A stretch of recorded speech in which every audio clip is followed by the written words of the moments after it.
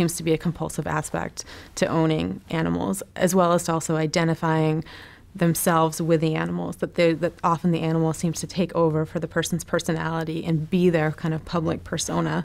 Squalor often seems to be a prominent feature within animal hoarding. The waste of the animals, the containers for food, the bedding and whatnot. Often the lack of resources and funds lead people to keeping animals in their house or in their backyard, and their living space ends up mingling with the animals.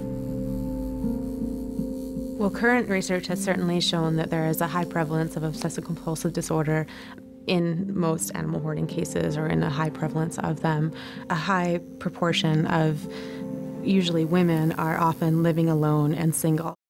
What do you make of this? Because I think a lot of people watching would say this is probably not the normal behavior that somebody wants to own a leopard. What's your take?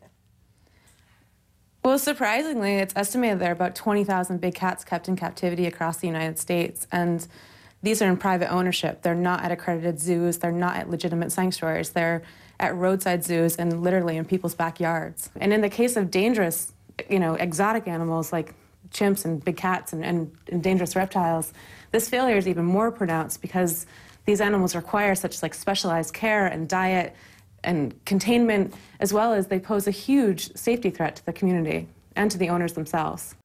So is anyone regulating exotic animal owners? Unfortunately, there's no federal law governing the private possession of big cats as pets. As for state laws, Josephine Martell of the Global Federation of Animal Sanctuaries says only 20 states have total bans. The problem in the United States is the complete unregulated breeding of these animals and the massive pet trade. In most states, it's easier to buy a big cat than it is to get a driver's license.